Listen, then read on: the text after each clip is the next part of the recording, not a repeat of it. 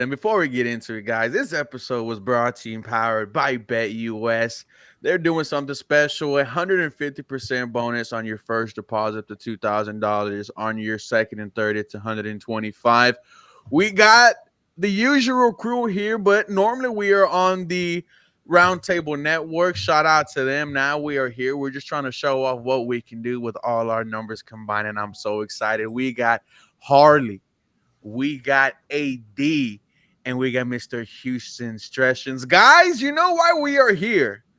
The Houston Texans, 4-1. AD, I want to start with you. Mm-hmm. How we feeling? I'm okay. I'm Ah, okay. My expectations are greater than most. This is just the start of what I'm expecting. Honestly, I thought we'd be 5-0. But I'm happy with the 4-1. I'm happy. I can say I'm happy. Texans, how you feeling? 4-1. First in the AFC South, second AFC overall.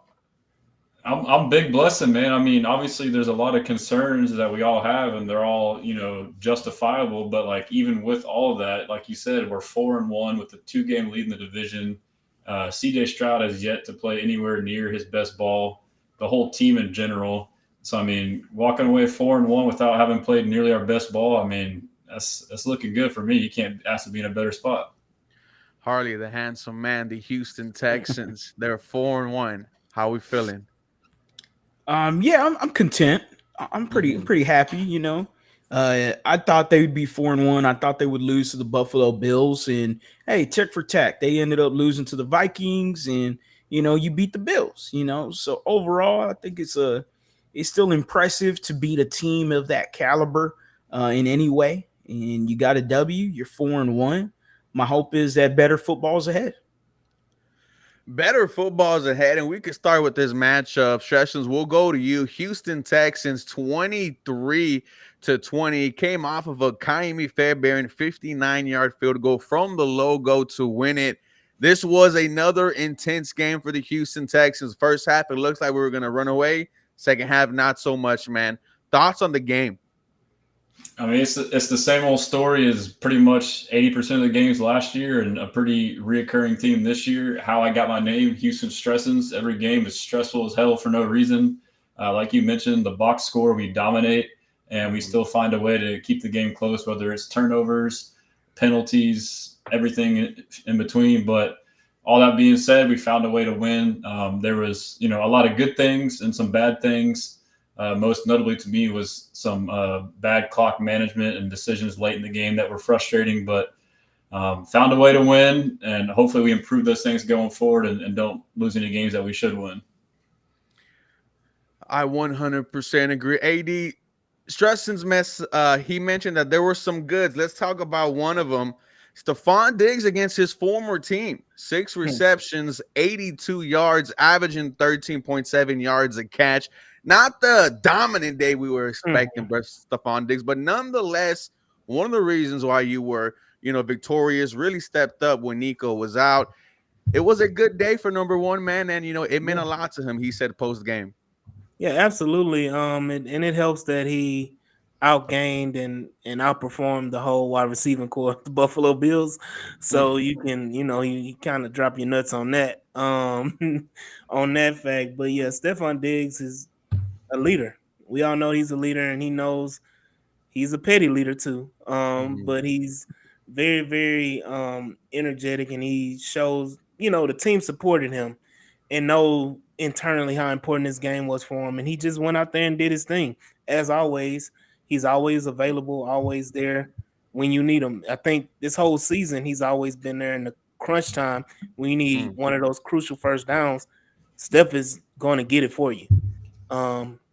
Reliable. So definitely think that this game was a statement game going forward. Now that we know the news about Nico, that this is a statement game for Stefon going forward. That he's the number one, and he's gonna prove it each and every week. Harley, it's now 5 weeks of Stefon Diggs being a Houston Texan. Looking back on it, how do you feel now that he is a Houston Texan and Your thoughts on his first 5 weeks? A lot of Buffalo Bills fans and Vikings fans would have expected this situation to blow up. They were saying he is a locker room cancer. He's going to mess it up as soon as he walks in there. How has the Stefon Diggs experience been for you? It's been fantastic, actually, man. It's been a pretty cool little marriage. Whether or not it's 1 year or not, we'll know in the future. But overall, I'll say the fit has been great here for Houston. His reaction with the city and everything was real funny in the offseason, and especially during the game with the Bills after the game was over. You know, what's up, H-Town, signing things for the fans and stuff. That was great to see. Seeing him, you know, go into the locker room after Nico was talking, and they cut to Stefon Diggs there, and he talked about how much the game meant to him, like AD mentioned. You know, so yeah, you know, it's been pretty cool with Stefon. I'll say this though, in terms of performance and in terms of statistical stuff and everything like that, it's been about average in terms of that. Just because of my expectations were a little higher, the hype around him was very high too. Maybe it was just a little. Maybe the expectations were a little too high on my end. I'm just looking at someone that's a bona fide wide receiver one that has been there, done that. I thought maybe the performance would be a little bit more outspoken, but I guess I'll say this to debate myself. Nico Collins basically just said, "Hey, I'm gonna eat. y'all gonna get this, but I'm gonna make sure that I'm gonna get everything that's on the plate. All right, and I'm gonna get dessert too." I got one question. Go ahead, AD. You guys. Do you think, you know, that the Buffalo Bill matchup was the only motivation he had? I think there was a report that came out. No, don't start. Don't start. I already know where you're going. Shout out to Cardi B. Shout out to her. Hey, man, Stefon Diggs, whatever you need to, you know, whatever you need for you to be the number one player out there, shout out to the Wild. That's what she says she has, man. Shout out to Cardi B. I saw the Shannon Sharp video about that, like about his last name. Like his last name was Diggs for a reason. Yeah, buddy. You know, according to DJ Academics, he's doing other, woman. It's insane, man. But did y'all watch that? That was crazy. Like, so Academics was a source, and he like stated it like as a fact, and then you watch his video, and his video is like, "This isn't a fact. I'm just assuming." And he basically said it was just text, but I'm gonna say it wasn't. It's like that's kind of reckless, bro. That's DJ Academics. Yeah, that's Academics. How he used. Yeah. But we know how he makes it. If Cardi B pops out to a Houston Texans game, that would be crazy. Look, man. But the Houston Texans game, is that what you said? Yeah, imagine she pops out at one. Speaking of popping out. I said this last night. I implore all of people who love women and of that nature. Aziz Al-Shaair is right up there at the top, brother. I'm gonna send it to y'all in the chat. Separately, I'm talking about the group here. But if you haven't seen Aziz Al-Shaair's girlfriend or fiance or whatever, brother, if you got that, you can be on my team for the rest of your life. He is, bruh. He's winning. Oh, he never loses. Never loses. Okay. Stresson's Harley brought up Nico Collins, and we could get into it. The unfortunate news that he is being placed on IR, going to miss at least the next 4 games with a hamstring injury that he suffered in the first quarter in the win against the Buffalo Bills. Your thoughts on losing number 12? I mean, we're talking about arguably one of, if not the best wide receiver in the NFL. Yeah, I mean, it sucks. I mean, there's no denying that. It definitely sucks, but immediately you think, okay, what's next? I will say just with the injuries overall, the way they're managed, both D'Amico and Nick Caserio, they've been on record, and they've shown it with their track record as well. But they err on the side of caution. They are very cautious on players and rushing them back. Joe Mixon is a case in point. I really do think a lot of these players like Joe Mixon, Damian Pierce that have injuries probably could have played in some of these games, but they are seeing big picture. The fact that we still are 4-1 despite some of that, I think it tends to be the same with Nico. Like maybe he could have came back in 2 to 3 weeks, but maybe they said, hey, let's just not even worry about it. We see this 4-game stretch. 2 of the games New England and Indy are probably pretty winnable, and then you have a couple tough ones against Green Bay and the New York Jets. But so I like that D'Amico is thinking long term. But as far as filling in for him, I think we'll be just fine. I mean, I know we had talked about, Harley talked about Stefon Diggs not getting the stats that he had liked, but I mean, can you blame CJ Stroud? I mean, a lot of it is because CJ Stroud has an alpha and Nico. If he's open every play and catches every ball, why would you not throw him the ball every play? So as a byproduct of that, Nico's stats are crazy, but Tank and Diggs might have suffered a little bit. So this could be a blessing in disguise and a good silver lining to get the rest of the guys going. I know a lot of us have been, wanting Tank Dell to get going. This is a great opportunity for that. But as far as like who steps in immediately for Nico is going to be Xavier Hutchinson. Nico's that big X receiver. We saw it in the game. Hutchinson is his backup X receiver. But as far as like actual production and targets, I would think that Diggs steps up. I mean, CJ already talked about it today. He said already in practice he's already taken on a new role. So there's a reason why we went and got a receiver this offseason. We saw what happened when we had injuries last year. And then on top of that, a reason why we went and got a veteran receiver. So now we have Diggs who's going to step into this veteran role and take over. And then one last thing, too, is I think Tank is primed for some big games. We all saw it last year that Tank and CJ in the scramble drill was electric. I mean, game-changing 50-yard plays. But this year it kind of was more so him and Nico. So I would look to see whenever we see, every other play when he gets pressure and CJ flushes out to his right, the guy he's looking for now is going to be Tank Dell. So, it sucks, but I think it's a blessing in disguise to an extent if we can come out, 3-1 in this 4-game stretch. AD, how does this Houston Texan offense adjust and adapt to life with that 12 for maybe the next 4 to 5 weeks? Because when you look at the game where he's supposed to come back, Landry Locker mentioned it's at New York on that turf. Do you really want him back on that, on that game? No, But not on how do the Halloween. Houston Texans go forward? They have we said it preseason, man. They have an assortment of weapons. So not only do you see an uptick in Stefon Diggs and Tank Dell, like Stressens mentioned, you also see more of Dalton Schultz. You also see more of Cade Stover, getting more opportunities. We talk about Xavier Hutchinson, but don't forget John Mechie is there. Been active the last few games. He's a potential, guy to get targets as well. So to me, this should open up the playbook a little bit more. Because now you take that home run hitter away in Nico Collins and that reliable guy in Nico Collins, then you take that away. Now you have to be more creative in your play calling, your play design to get other guys open and opportunities. So definitely, I think now you see more of the everybody eat situation than what we've seen before with just Nico. And Harley, I do think it's going to be Tank that steps up. Dalton Schultz step up. I know AD said it's going to be a mixture of everyone, but which one of these playmakers, who were there for you last year, Tank, Dalton? I mean, my gut says Tank, but I think the real answer is a mix of everyone.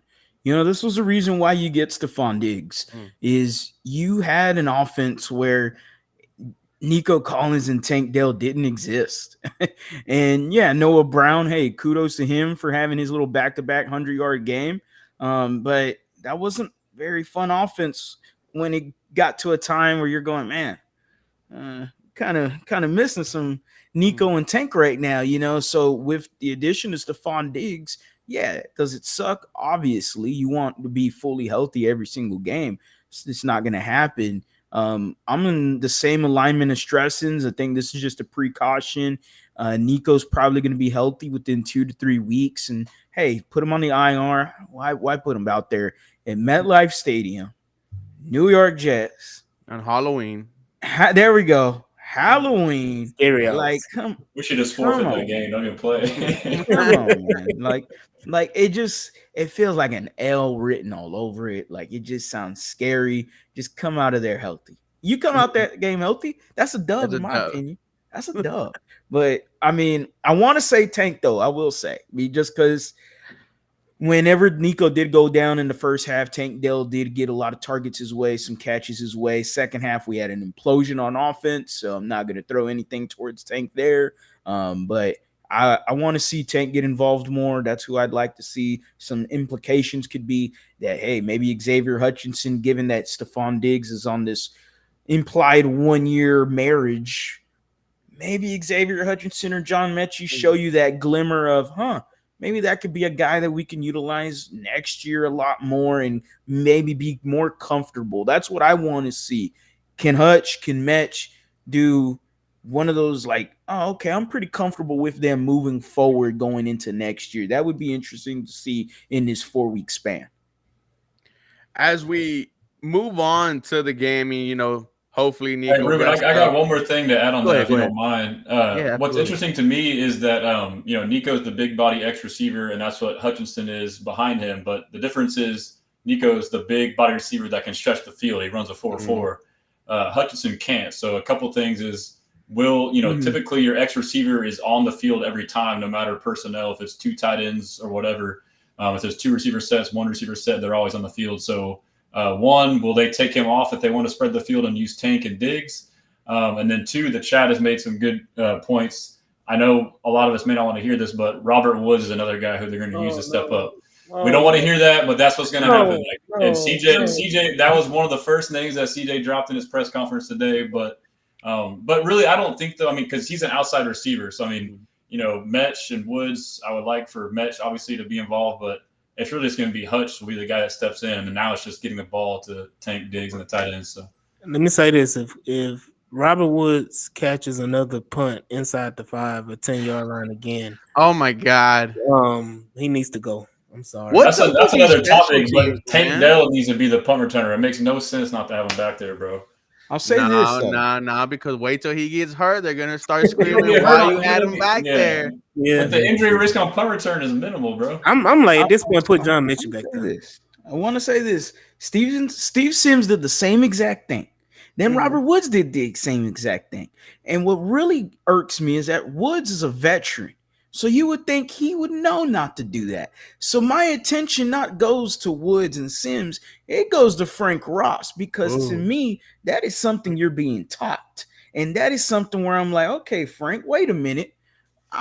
Man, now Ruben knows how much I enjoy watching some Frank Ross at training camp. That man is pure hype. That man will make me run through a brick wall. I mean, I ain't got no problem. But I'm just saying, man, this isn't the special teams for the Texans. Super letdown so far, especially the punter, Tommy Townsend. Super letdown so far. Except for Kaimi. But Tank Dell was like the best punt returner in the nation in college football. He was absolutely electric. I mean, what are we doing? They don't want to risk injury. They don't. I already know. Stressing, as we go to you, let's stay on the special teams, man. Kaimi Fairbairn might be the best kicker in the NFL. 3 50-yarders against Indy, 3 against Chicago, 2 against Bills, one of them being a 59-yarder. You think he's the best kicker in the NFL? I mean, he's got to be up there. Justin Tucker's kind of regressing a little bit. I mean, what he's done so far this year, I don't think anyone else has come close to it. I don't know if it's, if other kickers have had the same opportunities, but I mean, he's missed 1 field goal all year or 1 50-yard field goal all year. And that 59-yarder, like, he even thought he missed it. He's like, I had a little slice on it, and it still was nails down the middle. I mean, what a weapon that is, though. I mean, so this kind of helps us as Texans fans. Obviously, the start has been frustrating in different areas, but one thing we have shown is we can win in a multitude of ways, one of which is field position and field goal kicking. So having an automatic long-distance field goal kicker, the best in the league like Kaimi, as we get into the playoffs, is an absolute weapon to have. He's just someone that deserves a lot of flowers. We would not be 4-1 if it's not for Kaimi Fairbairn kicking the football. This Houston Texans defensive line was swarming. Josh Allen had arguably the worst game of his career, 9 of 30, 131 yards, 1 touchdown, no INTs, a quarterback rating of 56.4. Tell us about this swarming Houston Texans defense. The Start with your crazy boy, who number 39. again, Texan fans, I want to say you're welcome. Um, through my Jedi mind tricks and my awesome, platform that I'm promoting Henry Toa to new heights. I'm elevating him to new heights that he's never seen before. Bigger than anything you've ever seen before, better than everything you've seen before. How the We turntables have appreciate that. turned. We Henry appreciate that. Toa is on pace to be a Pro Bowler. And he showed the nastiness, the grit. I think he's top 5 in tackles in the NFL right now, if I'm not Dare I mistaken. say some leadership also shown in that mic'd up video? Yeah, I got you. I got you. Whatever you need, I got you. Henry, he graduated from Noah to Toa. So He got his shout name out. back. For sure, show up. Right. um Definitely been playing this behind off. Sideline to sideline, been showing the speed, been showing the nastiness. Learning from Aziz Al-Shair, who's been crazy good for us this year. I need him to go and put some stickum on his gloves or something, but Oh, yeah, he got to be better than that. But the interior defensive line has been great as well. We already know about Will Anderson and Daniil Hunter, but Foley Fadakowski has been amazing this year. Shout out to Tim Settle as well, who's been given a lot of interior pressure. Of course, early in the season, you had Mario Edwards, and we all know about Khalil Davis from last year.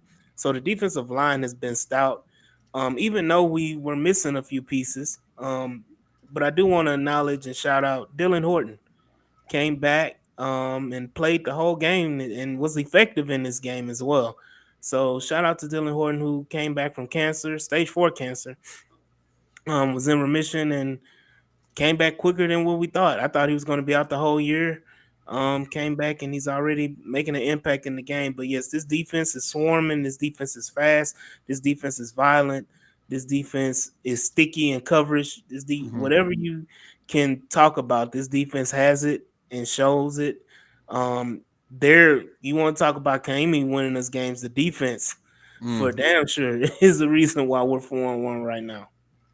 And what does that tell you about this, D'Amico Ryan's led defense hardly entering this game? Josh Allen was viewed as an MVP type of quarterback. It doesn't matter what his weapons are out there. He can get it done by himself. The Houston Texans defense made him look absolutely silly, man. How do you feel about this defense led by our head coach? I mean, how do you not get excited about that game defensively as a fan? I mean, Josh Allen is a top 5 quarterback in the NFL. You made him look like minced meat out there. I mean, it wasn't sure. He had a few missed throws. That's part of the game, man. I mean, come on. The Houston Texans did their job against Josh Allen. If I'm telling you just his stat line, Josh Allen went 9 for 30, 131 yards and a touchdown. You're thinking, oh man, it wasn't a day for Josh Allen. It wasn't. Like any Bills fan would be like, oh yeah, we lost. And they're gonna ask, well, what was it? The Steelers defense? Was it the Niners defense? No, it was the Houston Texans. It was a damn good defensive effort by the Texans. They continued to answer the bell every single time when their backs were on the ropes. They had CJ Stroud fumble that ball on the second turnover in the fourth quarter. And the defense, I'm thinking, man, I don't know. How many times are they going to stop them? Like how many times can the defense save your ass? And here you go, man. You hold them to a field goal. You make it 20-20. Something where they were inside the 20, inside the 15, somewhere around there. I thought it was going to be a touchdown. I ain't going to lie. I thought they were going to score. I was like, oh, no.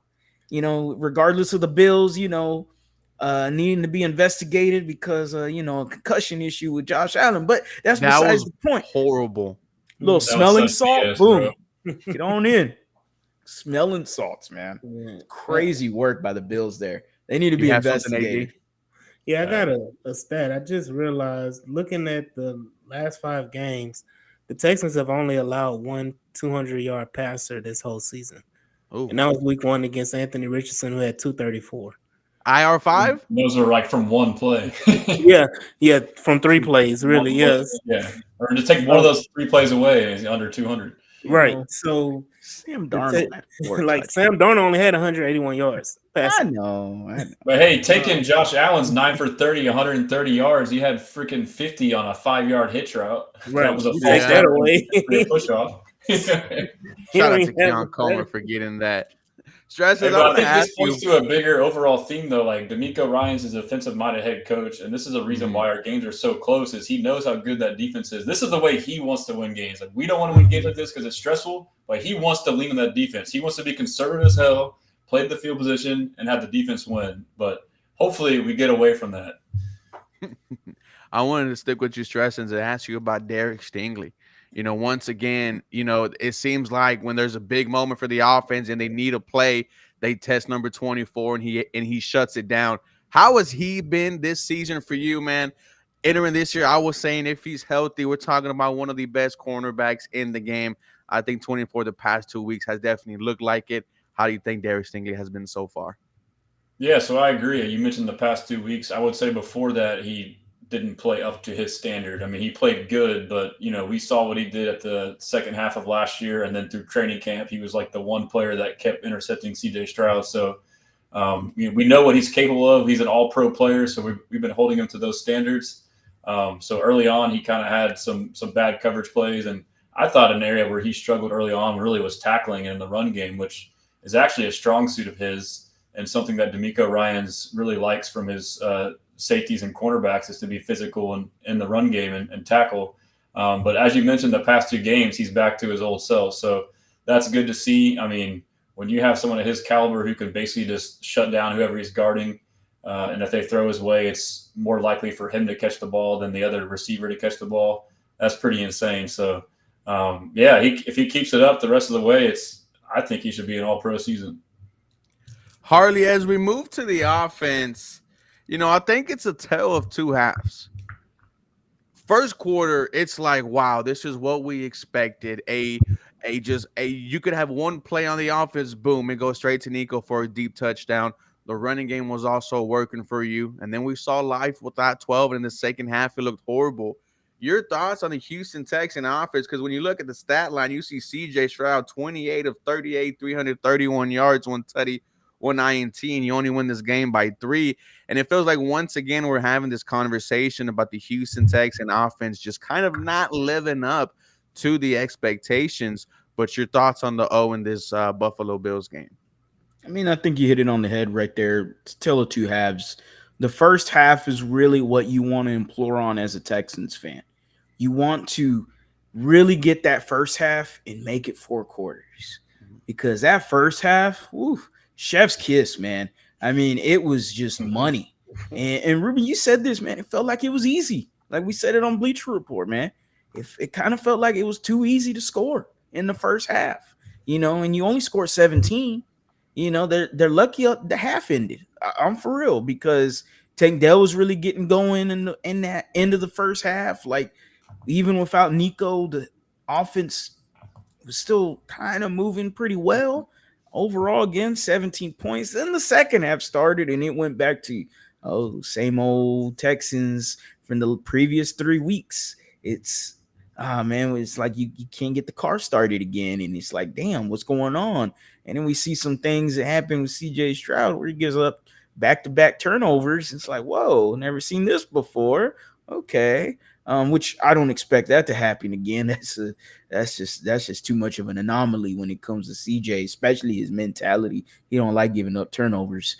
So the offense in the second half, man, look, I think it was just like anything bad that could happen was gonna happen in the second half, and they continued to give chances to the Buffalo Bills to win the game. Bills just didn't want to win it. It's basically what happened. Stressins, I saw a stat. I think that the Texans are averaging 6 points in the second half. Feels like there's no rhythm in the third quarter. Those penalties always show up in the third. What do you think is the reason why this Houston Texan offense just can't get it going after halftime? I mean, I don't really know, like, if there's a specific thing, if it's just random that it happens to happen then. Or if it's, I mean, maybe it could be halftime adjustments from Bobby, him not making any and the opposing team making some. But I mean, as you alluded to, really a majority of it is just penalties, which I don't know why they all of a sudden start to happen in the third quarter and fourth quarter. I really don't know. I wish I had an answer for you, but it is definitely very frustrating. But if we get that sorted out, these games where we start off with a good first half, and if we come out in the third, early fourth, we can really put these games away. But I just say penalties, and I don't know why we commit them. It's just I really have no idea. AD, this offense is stalling in the third, man. We saw this offensive line, a clean first half, no penalties from anyone, and then it just seemed to kind of dwindle down in the third quarter, man. What seems to be the issue? Bobby Slowick. No, that's gonna piss people off. But honestly, I mean, Bobby has a hand in it because watching the film last night is very very predictable. Especially in the end of the third quarter and the fourth quarter, it was like what's coming. You hit Stefon Diggs on a big play across the middle, big first down. You moving the ball. What's the first play you run? Let's run a toss play outside to Dare Ogunbowale that gets a -2 yards. And then you get a penalty for whatever reason in the second half when you get those penalties. And now it's 2nd and 17 or something. Well, we know what's going next. It's a screenplay, wide receiver screen or something like that. I mean, it's very, very predictable. But we couldn't complete the drives. That was the biggest issue. We would get down, and it's tail of the season. We would get down inside the 40 or right around the 40-yard line of the opponent, and something funky would happen. The referees were, I'm telling you, it was some phantom calls in that late third quarter, early fourth quarter. One on the defensive side, one on the offensive side. They called a holding on Shaq Mason when Shaq Mason basically pancaked the guy. And then they called a defensive holding on, I think it was Tim Settle. And I'm still trying to figure out where he held when the offensive line just turned and blocked them. So it's been like a ridiculous situation that happened in that game. But of course, the 2 CJ turnovers don't help because I think the interception, you were driving down the field, then you throw the interception, which was a great play by that linebacker right. too, though. By the way, right? Yeah, you take nothing away from him. He made a hell of a play. I don't put that on CJ because I see where he was going, but like you said, stressing the linebacker just made a hell of a play. But you were driving on that drive. Defense made a key stop. You get the ball back, then CJ turns it over again and basically gives the Bills the 3 points to tie the game. So those are just a myriad of things that happen, but you gotta stop being predictable. You weren't predictable in the first half on offense, and then all of a sudden you revert back to your old ways in the second half, and you stall and you don't score but 6 points 6 points the whole second half. I want to add one thing. You made me realize. I mean, maybe part of it too is the Nico defensive-minded head coach kind of having that, just tamp it down in the second half, kind of squat on the lead type thing. Maybe that's part of it. But I mean, you brought up the turnovers too. That's definitely a big part of it. But I know I've been kind of harping on this like defensive-minded top-down approach. I really do think that's a factor with Nico. He likes to just try and just, I don't know. He gets conservative, but yeah. So what do you think about that, Harley? Like, Stresson said is maybe we don't have that killer instinct, and maybe D'Amico wants to win by 3 points, and he's fine with it. I always felt like you need to put your foot on the throat, kill them when you can. Don't let any type of momentum come back in this game. But it feels like our head coach is, willing to give us a heart attack, willing to have us stressing over here. Yeah, I mean, we can imply that because he's a defensive-minded coach. We can see it from the games so far too, as well. I mean, it seemed like they made it a point that, hey, we're gonna have Joe Mixon, we're gonna have him run the football. Here's 31 carries for $159. Do we know that per se? No. But it's tough, man. I'm always in the mindset just like you, Ruben, and I think all of us are. Man, keep scoring the damn ball. Like just get the damn ball in the end zone as many times as possible. Get in the damn red zone as many times as possible, and try to cash it in as many times as possible. And we're making it sound easier than easier said than done. Obviously we're not there playing. But I mean, come on, man.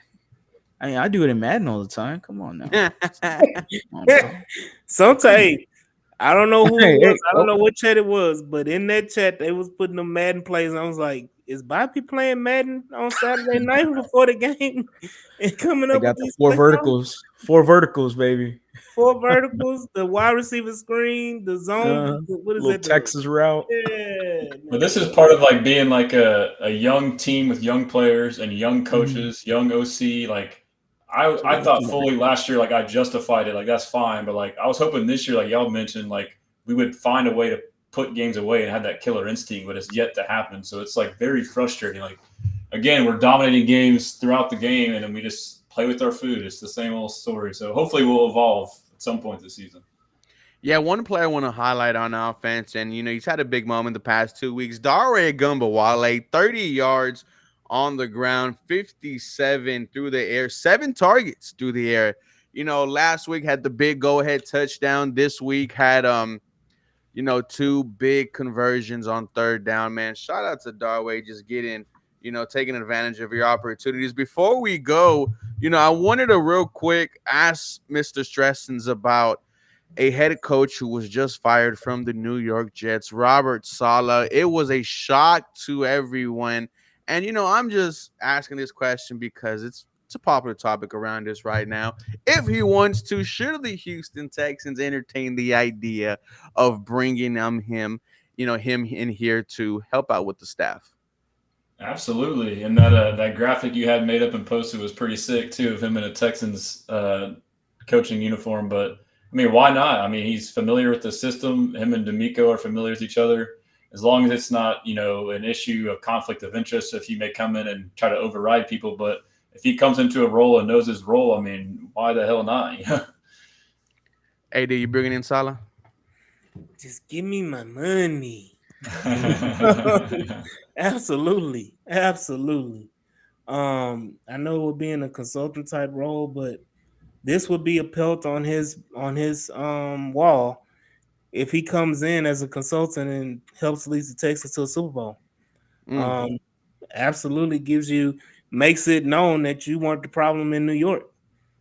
That it was obviously Woody Johnson and Aaron Rodgers. Discount double check. And Harley, what do you think about that situation, man? The whole firing and then him going on the Pat McAfee show saying, "Oh, I had nothing involved with this," and then he went on the other Barstool, show, and they asked him, "Would you fire your head coach?" and he said yes. Like, what do you think about that whole ordeal?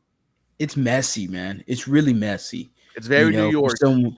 Yeah, man. I mean, typical New York media, typical New York sports team. Like it's just Yankees, Jets, anything in that realm. It's always some sort of controversy. It's always some sort of dysfunction that's going on. Yeah.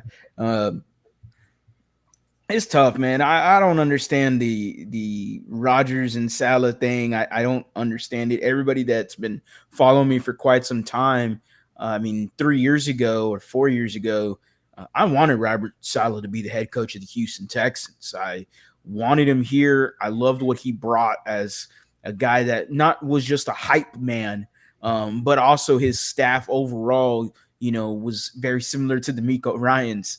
And obviously, they go all the way back. I mean, Robert Salah was on the coaching staff here when D'Amico Ryans was a player. Salah ended up going to Seattle when Seattle had themselves a pretty good defense over there. And then he goes on to Jacksonville, kind of with Gus Bradley and stuff, as when Gus Bradley was the coach over there. Obviously didn't work out, but defensively, the very next year after Salah left and went to the 49ers, the Jaguars had a really damn good defense. Salah's known for his defensive mind. I would bring him here however way possible. All right. Do what like the Eagles did last year. Well, no, last year, 2 years ago. 2 years ago. Who Vic got Brian Fangio. Flores? Well, I mean, yeah, that's the best example. Brian Flores with the Steelers. I was thinking Vic Fangio when he went to the Eagles, right? That Super Bowl, when they were in the Super Bowl against the Kansas City Chiefs, they brought in Vic Fangio. They just brought him in. Like, here you go. Here, why not?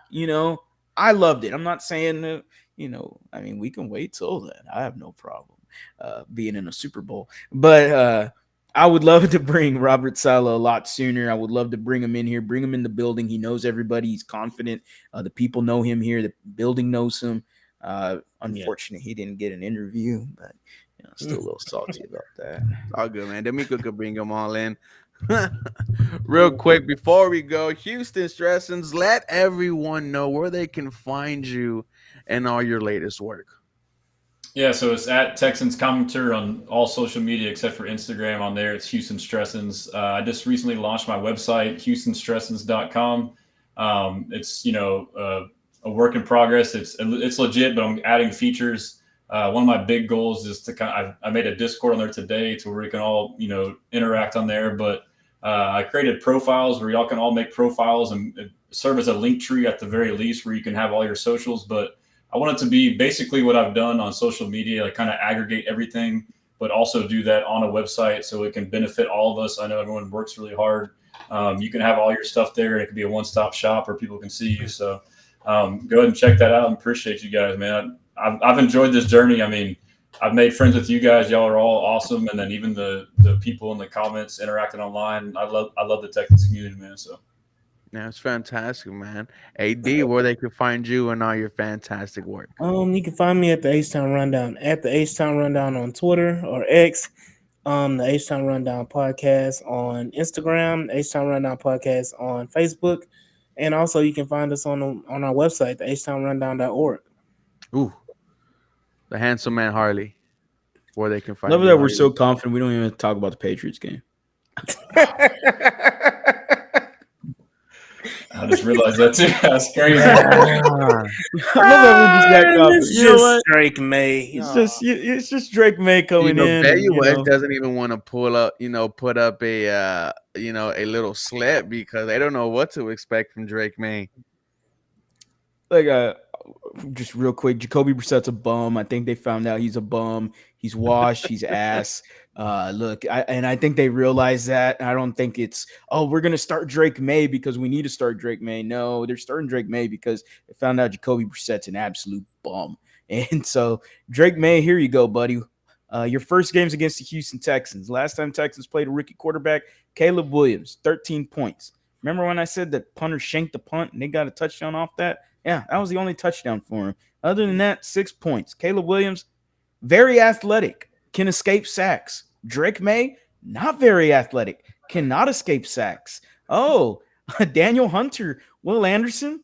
Yeah, buddy, it's going to be a buffet table for y'all. If y'all don't eat in this game, I mean, I don't know what else to say. We're gonna have if y'all don't eat in this, we're gonna have some conversations if we don't see it's some a stat padding game. AD's already starting those conversations. He just don't want to say anything yet. But I see him, AD. I see the hate. Spoons, man. It's got to be a 6+ sacks game for the D line at least. Man. It feels like it. It feels like it. It should be something in that vicinity. We won't have the 6 sacks, but we'll have like 20 pressures, though. We'll have a lot of pressures.